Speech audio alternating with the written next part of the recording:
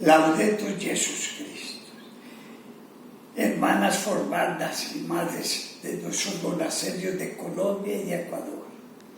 Hoy la saludo en latín, porque así era como antiguamente saludábamos en nuestros conventos.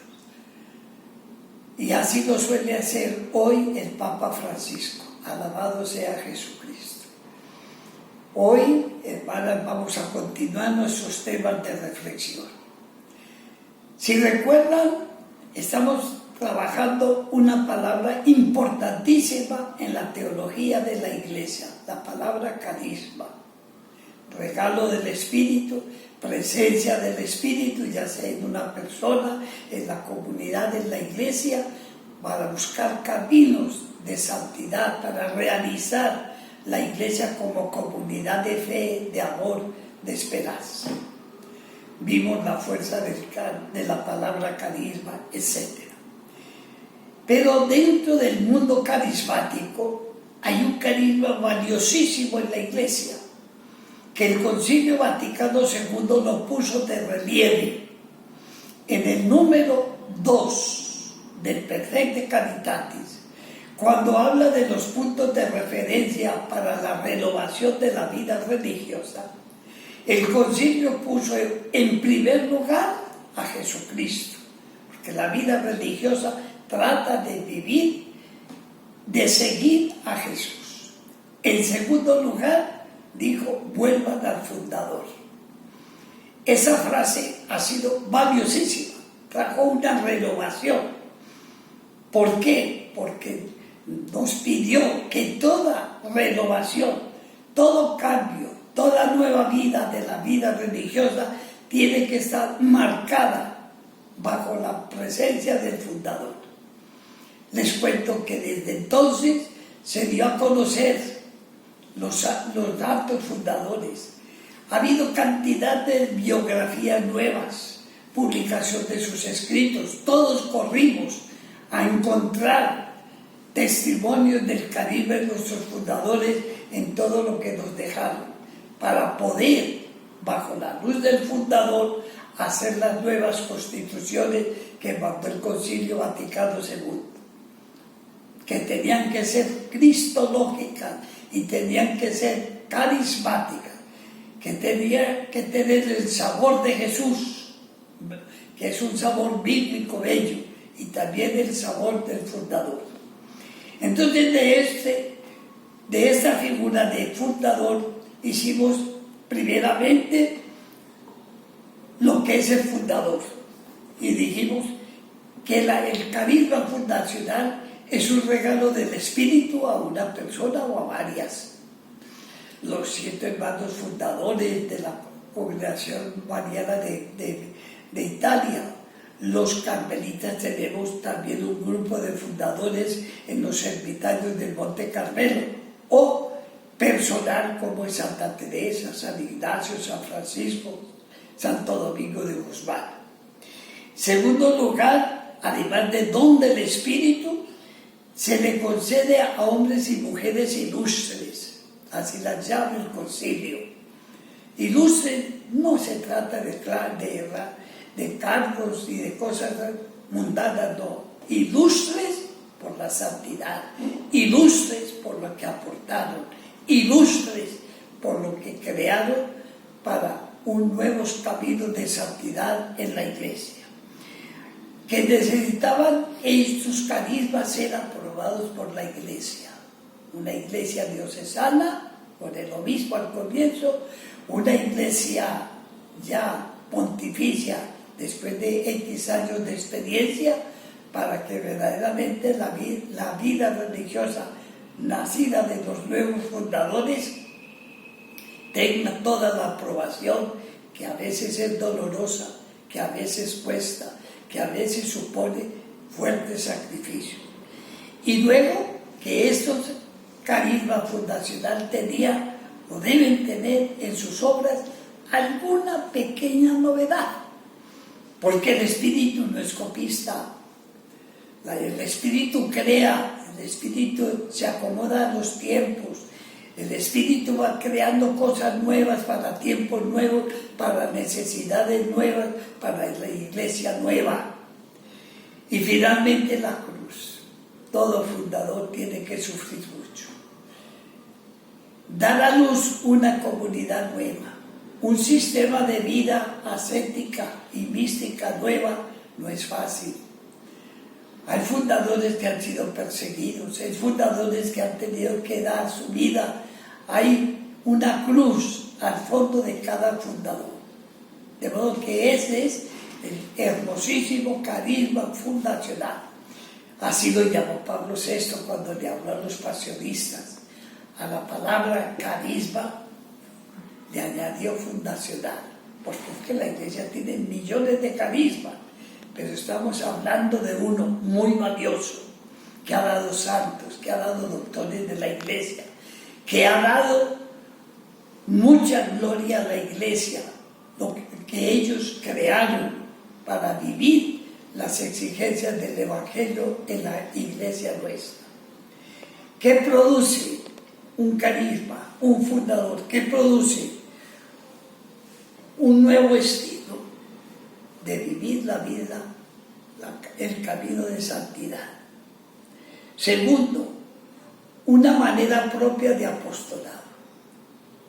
Cada fundador impone un estilo al apostolado que van a hacer sus hijos. En la educación hay muchas comunidades, pero cada comunidad tiene su estilo propio, derivado del fundador. Luego tenemos una comunidad. Todos trabajamos por la comunidad, pero cada fundador la entiende. Voy a poner un ejemplo, niñas. Nuestra fundadora, Teresa, creó un nuevo estilo de comunidad. La recreación 2 horas, la sencillez de vida, el diálogo de las religiosas, son estilos de comunidad que tienen todo el sabor teresiano. Luego tenemos, además de un estilo, de un apostolado, de un estilo de santidad, tenemos también un estilo nuevo de pobreza, un estilo nuevo de cómo vivir la oración, de cómo vivir nuestra vida consagrada. De modo que ahí tenemos los frutos del carisma. Avancemos pues hoy. Avanzamos en el estudio del carisma. ¿Qué vamos a ver? ¿Cuáles son las características para vivir el carisma fundacional? Primero, fidelidad al Señor. Todo carisma fundacional, todo fundador me tiene que enseñar la ciencia bella de seguir a Jesús, la fidelidad al Señor. El día que perdamos de vista la presencia del Señor, no tenemos razón de ser en la iglesia ni en la sociedad, porque el motivo, el fin, la razón de ser de la vida religiosa es el seguimiento y la fidelidad al Señor. Segundo, una disponibilidad al Espíritu. Comunidad que no maneje esa disponibilidad para ver los signos de los tiempos, para buscar caminos nuevos, para atreverse a crear realidades nuevas dentro del carisma, esa comunidad irá perdiendo fuerza y energía y posiblemente hasta se extinga. Tercero, vivir cautamente los signos de los tiempos. Un carisma fundacional tiene que estar en una actitud de estudio, de atención a lo que está pasando en el mundo, en la sociedad, en la iglesia, para saber adaptarse y vivir esos signos de los tiempos, que son un lenguaje muy bello del Espíritu para cada uno de nosotros. Luego tenemos una inserción en la iglesia. Carisma fundacional, que no nazca de la iglesia, que no ame a la iglesia, que no se inserte en la iglesia, muere. La razón de la vida religiosa es darle a la iglesia posibilidades de realizar el proyecto de santidad, que es el que ella debe tener siempre presente en la vida. De modo que entonces tenemos la inserción en la Iglesia. La conciencia de la subordinación a la jerarquía. Muchas veces se nos ha pasado la vida en discusiones con los obispos, con nuestros hermanos diocesanos. Eso no es carismático. El carisma fundacional me tiene que enseñar a qué iglesia, cómo la amo, cómo le sirvo, cómo me inserto, cómo respeto, cómo sigo la autoridad que anima a la iglesia. Luego, crear nuevas iniciativas. Hemos dicho que la historia no es una arqueología. La historia es dar fuerza a crear nuevas iniciativas.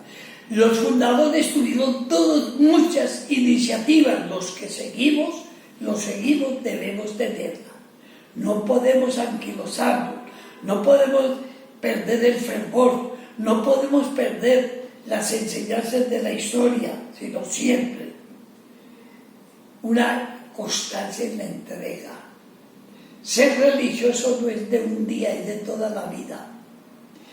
Ser deseoso de entrega no es para vivir en un fervorismo, sino en una fidelidad diaria. Lo más bello de la vida religiosa es que toma la vida diaria y la ofrece a Dios y la vive en el espíritu del fundador. Y finalmente lo tenemos, el gran principio de Santa Teresa en las fundaciones. Hoy comenzamos y volvemos a comenzar. Ese principio ha sido renovador. Ese principio es lo más hermoso de Teresa respecto a la vida religiosa. Hoy comenzamos y volvemos a comenzar. Esto no es trabajo de un día, ni emoción de un momento, es trabajo de toda la vida de cada religioso. Acaba de morir aquí en el monasterio de Pereira una religiosa que vivió 60 o 70 años de vida consagrada en el mismo monasterio. Es un modelo de fidelidad, es un modelo de perseverancia. Yo quiero que esas charlas sirvan como un homenaje a Carola, la hermana que acaba de morir, porque nos dio un ejemplo de espíritu de alegría, de verla daba gusto, y vivió 70 años su vida consagrada en el Carmelo de Pereira.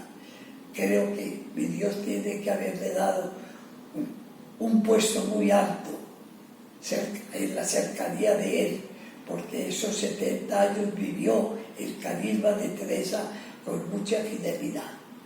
De modo que tenemos pues los elementos para revitalizar a diario el carisma: creatividad, oración, fidelidad, amor, estudio del fundador. A veces preguntan: Padre, ¿por qué hay tantos fundadores santos? ¿Qué ocurre? Mire, yo les doy esa explicación.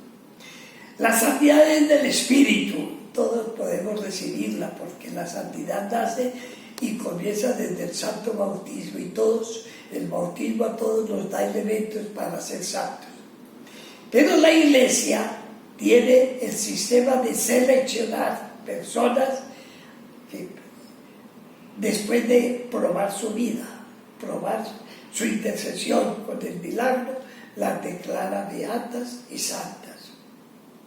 ¿Por qué hay tanto religioso y tanto fundador santo? Por una razón: porque los hijos de esos fundadores, agradecidos, dieron a conocer al fundador, repartieron propaganda, pidieron que orara y prepararon todo lo necesario para la documentación, para presentar el proceso en Roma, y por lo tanto pues han tenido Tantos beatos se quedaron solamente en beatos. Nadie les ha rogado, nadie los recuerda.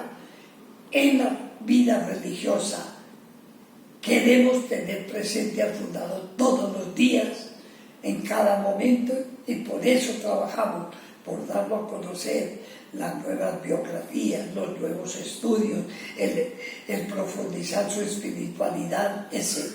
De modo que por eso es que tenemos muchos fundadores, modelos de santidad reconocida por la Iglesia en la canonización.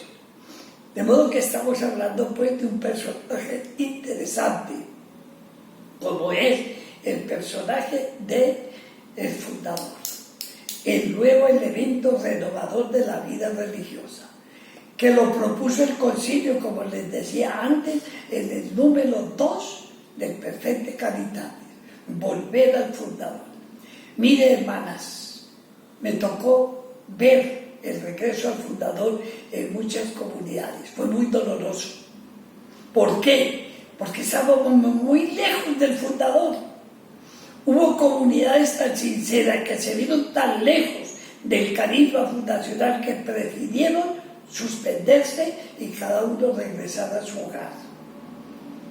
¿Por qué?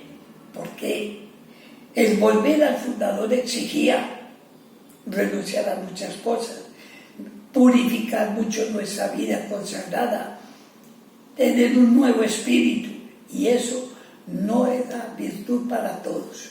Me tocó ver cosas muy tristes en el regreso al fundador de muchas comunidades después del concilio, porque era la única forma de cumplir ese principio maravilloso. Luego, a la hora de hacer las constituciones, tuvimos que volver al fundador para pedirle qué es lo que quería, qué es lo que deseaba.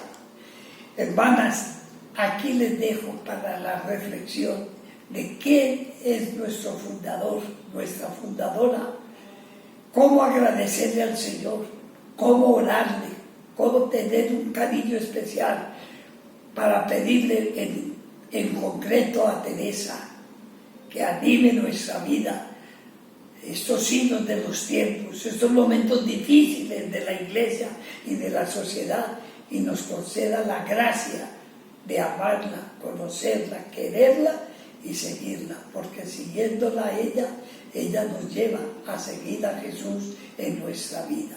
Amén.